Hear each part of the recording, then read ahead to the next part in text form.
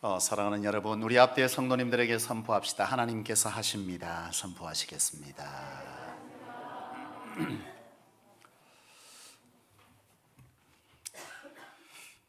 오늘 함께 은혜 받을 말씀의 제목을 한번 같이 읽어보실까요? 읽어보겠습니다. 원래 제목은 방송에도 올라가니까 어쩔 수 없이 사랑이라고 했지만 원래 제가 쓰고자 했던 제목은 원수사랑입니다. 어감이 너무 세니까 원수라는 말을 뺐는데요, 오늘 말씀을 들을 때 여러분이 염두할 것은 원수사랑이구나, 그렇게 생각하시면 되겠습니다. 여러분, 이제 따뜻한 봄이 곧 닥치고 있어요. 이제 햇살이 참 좋은 봄날인데 어떤 한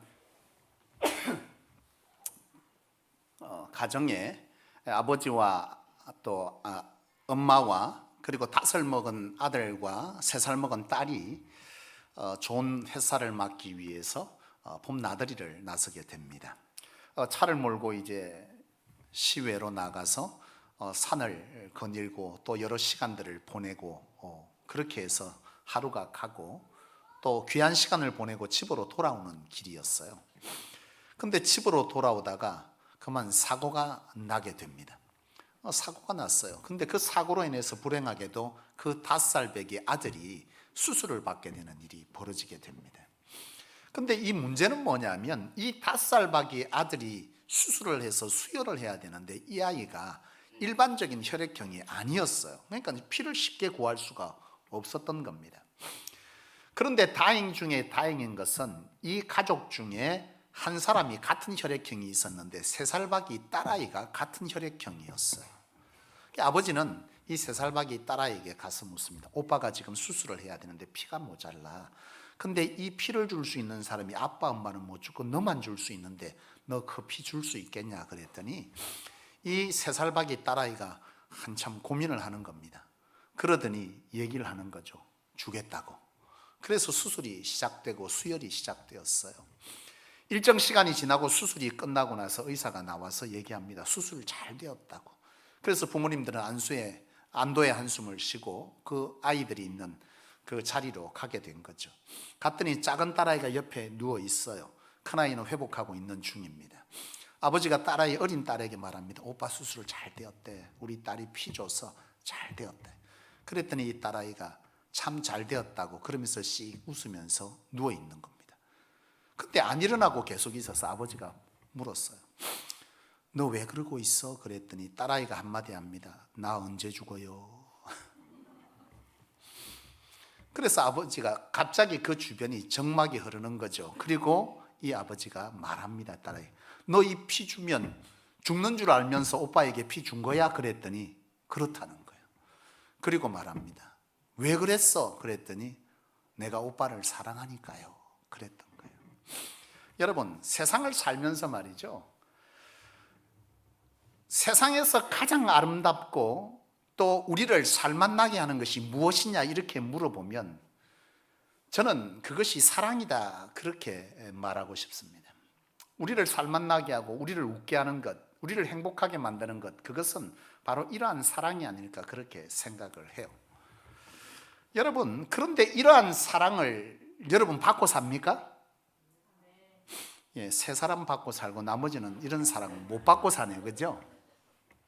여러분, 이런 사랑을 우리는 받고 살아야 하고 주고 살아야 하는데 또 사실 이 정도는 아니지만 그래도 우리 누군가를 사랑하고 누군가를 위해서 내 것을 내어주고 그렇게 살고 있는 줄로 믿습니다.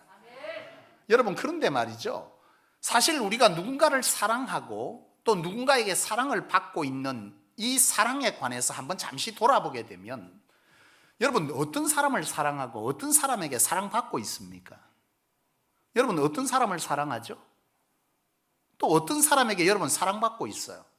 그건 가만히 생각해 보면 굉장히 제한적이고 조건부적입니다. 다시 말하면 내가 누군가를 사랑한다라고 할 때 그 사랑을 줄 수 있는 사람은 그 사랑을 받을 만한 짓을 한 사람인 거죠.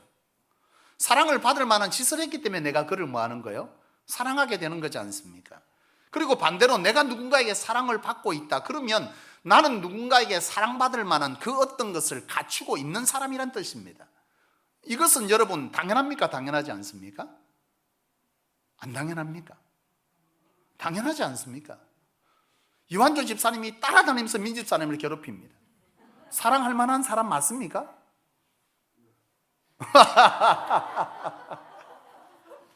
사랑하기 어렵습니다. 근데 반대로 이완주 집사님이 따라다니면서 민 집사님을 챙기고 사랑한다 그래요. 당연히 민 집사님은 이완조 집사님을 사랑할 수밖에 없지 않겠습니까?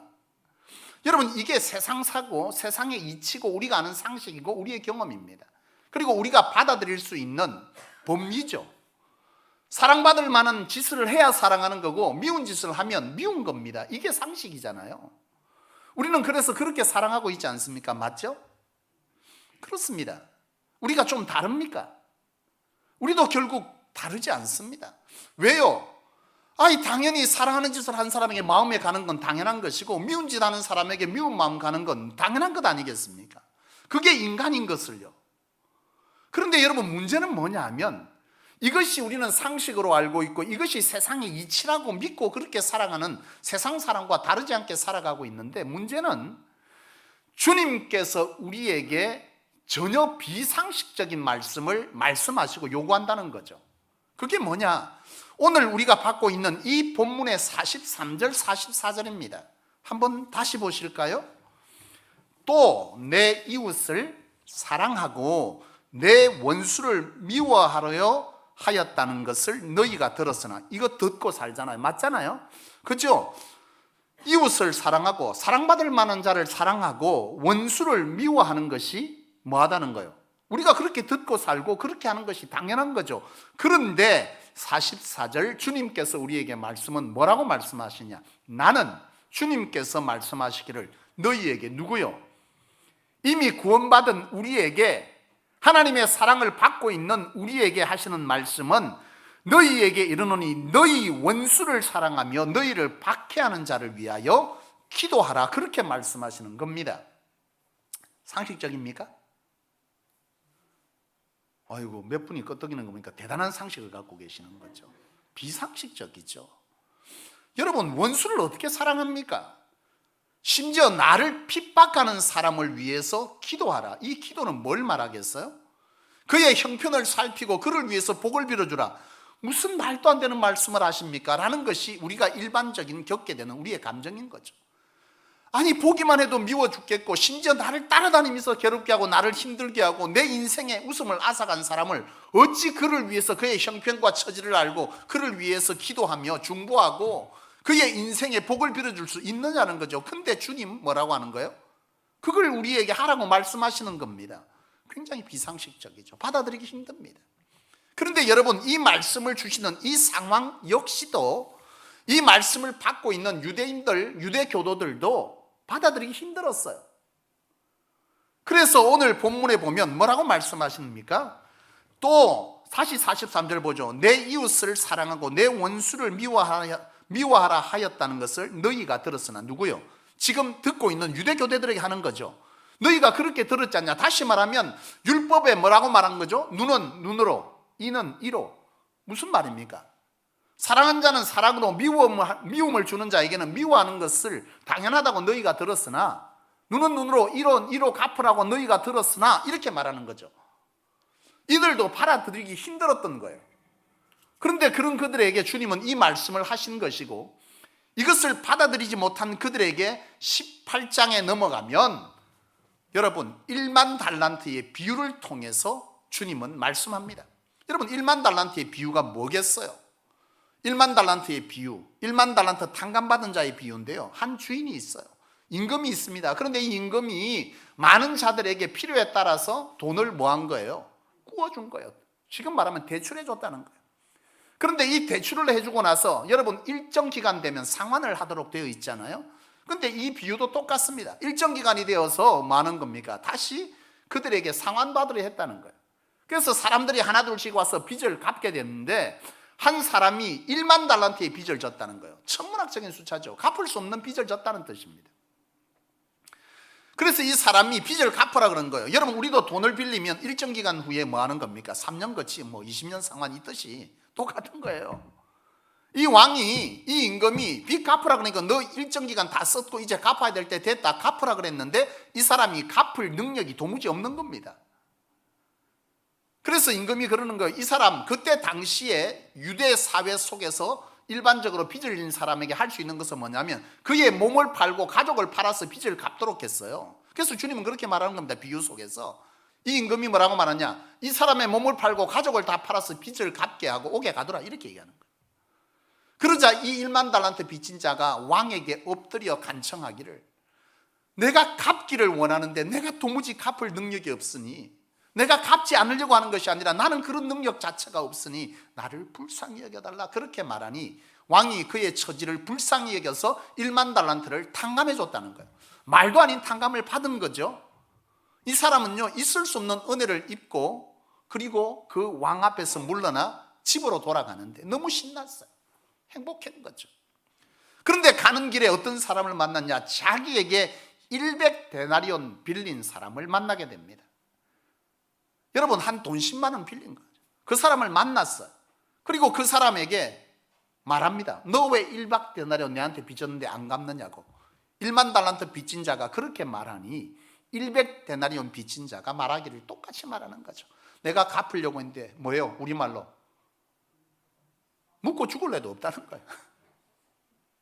그러면서 내가 안 갚으려고 하는 것이나 내 처지가 지금 100데나리온을 갚을 능력도 없으니 나를 좀 기다려주면 안 되겠느냐 그렇게 말하는데, 이 1만 달란트 탕감받은 자가 100데나리온 빚진 자의 멱살을 잡고 갚으라 하며 옥에 가두었다는 거예요.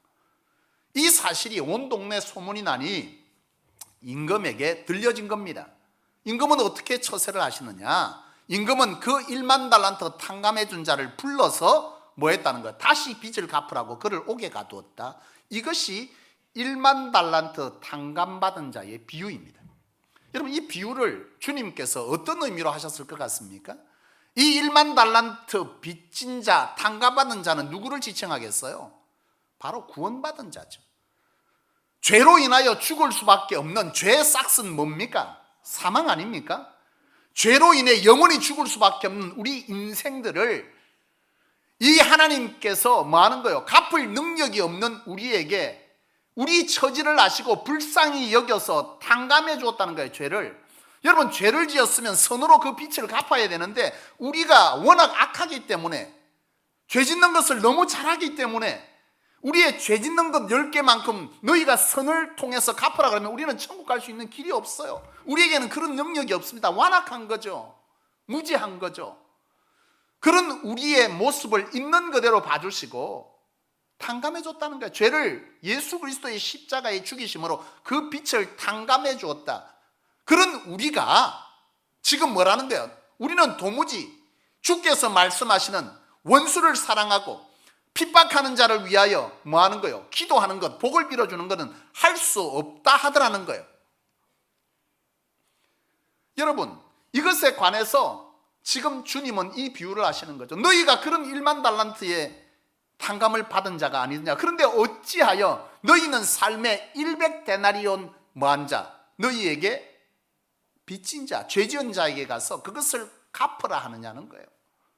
사실 100데나리온의 우리의 삶의 빚이라고 하는 것, 죄라고 하는 것 어떤 거겠습니까? 우리가 보통 원수 삼습니다. 우리가 핍박당한다고 느끼는 것은 사실 우리가 하나님 앞에 탕감받은 것에 비하면 견줄 바가 아니죠. 굉장히 사소한 것들입니다. 사실 우리가 서로 감정이 상하고 원수 삼고 내가 핍박당했다고 느끼는 것에 대부분의 볼 것을 보면 굉장히 사소하잖아요.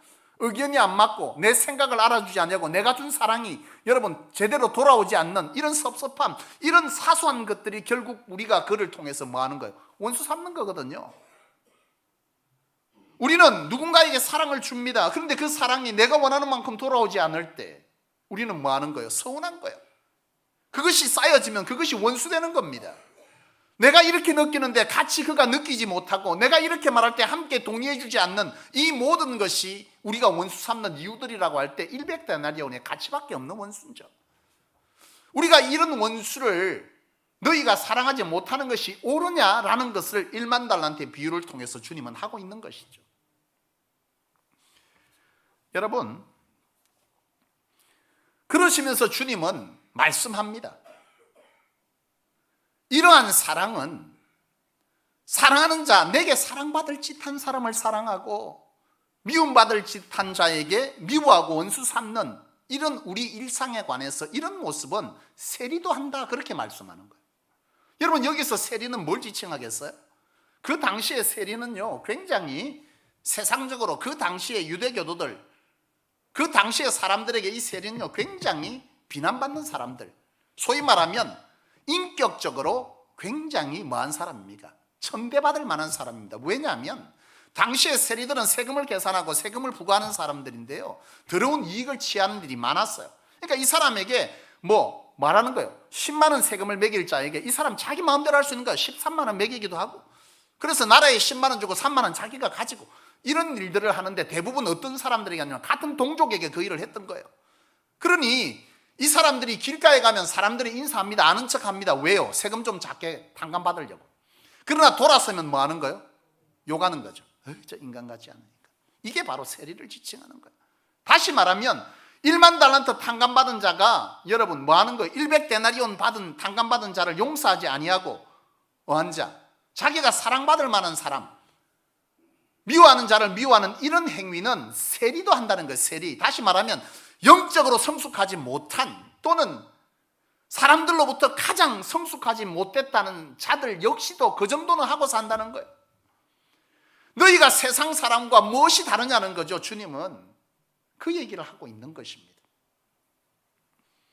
여러분, 그러면서 곁들여 하시는 말씀은 뭐냐면, 너희가 바로 이처럼 사랑할 자만 사랑한다면 상을 받지 못한다. 다시 말하면 사랑할 수 없는 원수, 나를 핍박하는 자를 위하여 기도하고 복을 비는 자는 반대로 뭐 한다는 거? 상을 주시겠다는 말이잖아요. 거꾸로 말하면 너희가 사랑할 자만 사랑한다면 어찌 상을 받겠느냐. 사실은 여러분, 다시 말하면 이건 어떤 말씀입니까? 너희가 사랑할 수 없는 원수를 사랑하고 너희를 핍박하는 자를 위하여 복을 빌어주는 이 일을 할 때 너희는 상이 있다. 근데 사실 이것은 1만 달란트 탕감받은 자에게 너무나 당연한 일임에도 불구하고 하나님은 참 대단하시죠. 당연한 일을 하는 거잖아요. 1만 달란트를 탕감받은 자가 100데나리온을 탕감해 주는 것은 당연한데, 그거 하는데 상 주겠다는 거예요. 이 상은 도대체 무엇을 의미할까요? 굳이 무슨 상일까요? 우리는 이조차도 할 수 없는 완악이, 무지가, 죄악성이 우리에게 있어요. 그런데 이것을 해내는 사람이라는 것은 여러분 복음의 핵심은 뭡니까? 사랑 아닙니까? 그렇죠? 복음의 핵심은 사랑이죠. 복음을 전가할 자에게 가장 중요한 것은 뭘 회복해야 하는 겁니까? 영혼 사랑입니다. 제한하지 않는 그리스도의 사랑이 우리 가운데 이처럼 준비되어질 때 영혼 구원을 위해서 하나님께서 주실 복은 여러분 어떤 복이겠어요? 하늘에서의 상급, 영원한 하나님의 나라에서 우리에게 있게 될 상은 너무나 당연한 것이고, 이 땅에서도 구원받을 자를 위해서 나아가 복음 전하는 자의 삶에 필요적절한 하나님께서 부어주시는 복이 바로 상 아니겠어요? 이 사랑이 준비된 자, 원수까지도 핍박하는 자를 위하여 기도할 수 있는 그런 마음을 가진 자에게 상을 준다. 영혼 감당할 준비가 되어 있는 자에게 당연히 하나님께서는 어떤 상을 주겠어요? 그를 긍휼히 여기고 그를 돕고 그를 세우고, 그런 자에게 그런 일을 하도록 하나님께서 뭐 하는 겁니까? 재물의 능도 주고 강건의 능도 주고 인맥도 붙이고 권세도 주고 은사도 주는 것 아니냐는 거예요. 이런 상 주시겠다는 거죠. 너무나 당연한 것 아니겠습니까? 여러분, 문제는 뭐죠? 지금 여러분 마음에 감동이 밀려옵니까? 한 분 감동 밀려오고 나머지는 죄책감만 올 뿐입니다. 그렇지 않습니까? 알긴 알겠는데 이게 이쪽으로 안 내려오는 거예요. 오늘 여러분 이 순간에 생각합니다. 나는 하나님 앞에 이 은혜를 받았죠. 여러분, 이걸 알고 믿는 자는요, 뭐 하게 됩니까? 원수도 사랑하려고 하고 핍박하는 자를 위하여 기도하려고 하는 마음이 있어야 하죠. 아니까, 믿으니까. 내가 1만 달란트를 탕감받았다는, 도무지 구원받을 자격이 없는 나를 구원시켜준 이 은혜를 아는 자는요, 믿는 자는 그런 마음을 가지는 게 인지상정이죠. 마음은 마음인데 내 마음이 내 마음대로 안 된다는 게 문제죠. 우리 그러잖아요. 은혜 받고 나면 뭐 합니까? 원수된 자에게 내가 그 집사님 좀 사랑해 줘야 되겠다 하고 기도의 자리에 앉아. 그를 생각해 보면 그 집사님이 내게 이렇게 못되게 하는 것은 그 신랑이 맨날 그를 괴롭게 하니 마음이 완악해서 나에게 그렇게 하는구나. 이런 마음 듭니까? 안 듭니까? 안 들어요. 엄청 완악하네. 그런 마음이 들어야 되잖아요. 내가 기도의 자리, 말씀의 은혜 받았어. 지금 여러분 은혜 받았어. 찔림이 있는 거예요. 내가 이렇게 살면 안 되는데. 그래서 여러분 마음 가운데 누구를 사랑해 줘야 되겠다. 이 순간에 마음이 그렇게 들어. 중요한 건 뭐예요? 1층에 내려갔는데 그 눈빛을 보니 다시 속에 있던 것이 끓어서 죽을 지경 미워서. 이게 우리 아닙니까? 할 수 있습니까, 여러분? 오늘 은혜 받았으니 여러분 내려가서 그를 안아줄 수 있겠어요? 못할걸? 할 수 없이 하라니까 하지 마. 이거 내가 노력은 하겠지만 안 됩니다. 그게 우리입니다. 안타깝게도. 그러면 도대체 어찌해야 됩니까?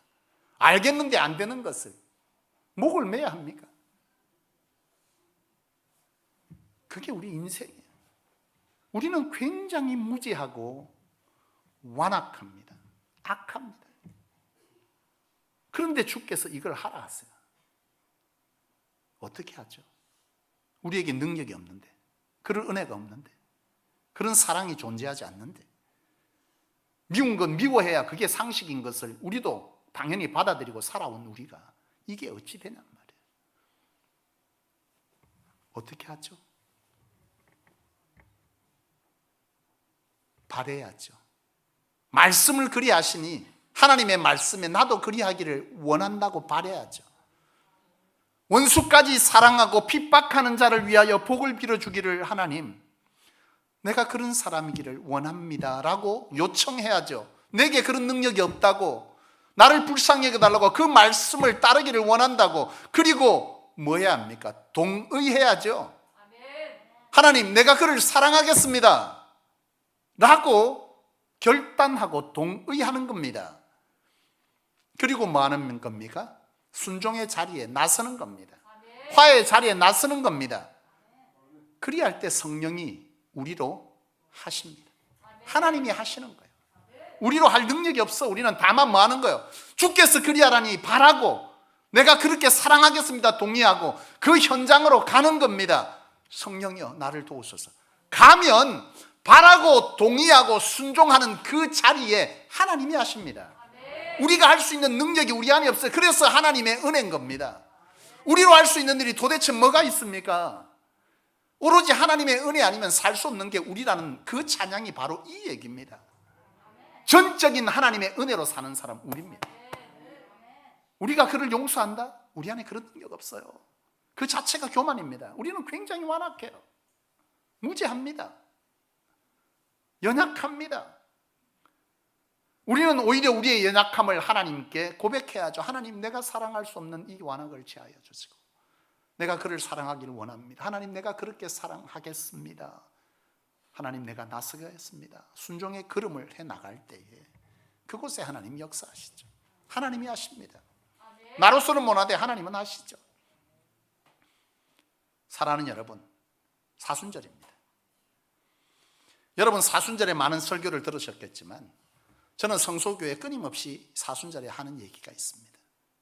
사순절은 주님의 고난을 따라 고난받는 것입니까? 왜요? 고난도 알고 받아야죠. 한번 생각해 보시오. 어느 부모가 자식을 위해서 고난받은 것을 보상받겠다고 그 자식도 고난받으라 할 부모가 어디 있겠어요? 그 부모가 고난을 받고 자식이 행복해지기 위해 고난받았다면 자식이 고난을 따르는 것이 아니라 그 고난을 통해 행복해지기를 원한 그 행복을 찾아 나가는 것을 그 부모는 원하듯이 하나님이 예수 그리스도를 십자가에 죽이시고 우리의 죄를 탕감하여 준 이 탕감으로 인하여 구원의 기쁨을 상실한 우리가 이 사순절을 통해서 그 구원의 축복, 감사, 감격, 기쁨 이것을 회복하는 것이 그것이 진정한 사순절의 의미 아니겠어요? 여러분 정말 여러분 안에 평강이 있습니까? 아직 한켠에 남아있는 누군가를 미워하고 원수를 사랑할 수 없는 이 그늘 때문에 우리 한켠에는 기쁨이 없고 여전히 뭐만 있는 거예요? 미움이 있다면 이 사순절을 통해서 이것을 회복해야죠. 구원의 기쁨, 감격, 은혜, 이것이 우리로, 여러분, 사랑하는 여러분, 우리가 진정 이 일을 하는 것은 어쩌면 고통이 따를 수 있겠습니다. 쉽지 않잖아요. 어떻게 원수를 사랑합니까? 핍박하는 자를 위해서 기도할 수 있습니까? 그러나 우리가 앞서 말씀드린 것처럼 바라고 동의하고 순종해 나갈 때 어쩌면 그 순간순간 우리에게 그 자체가 고통일 수 있으나 그 고통은 값진 고통이죠. 우리 주님은 그걸 원하시는 겁니다. 사랑하는 여러분, 성소입니다. 성소는 사명으로 구별하는 자의 모임이죠. 교회다운 교회, 여러분, 성소가 교회다운 교회 되려면 교회가 어떻게 바뀔 수 있어요? 교회는 누가 이루는 겁니까? 교회는 뭘 말하죠? 이 건물을 말합니까? 성경에서 말하는 교회는 예수를 그리스도로 고백하는 자의 무리를 말합니다. 다시 말하면 교회다운 교회라는 것은 그리스도인다운 그리스도인이 모인 교회, 성소교회라는 뜻이죠. 이 시대의 사람들, 많은 그리스도인들 동의할 수 없습니다. 원수는 원수인 것이고 사랑할 자는 사랑할 겁니다. 그게 상식이고 그게 우리가 들어왔고 우리가 사는 세상이죠.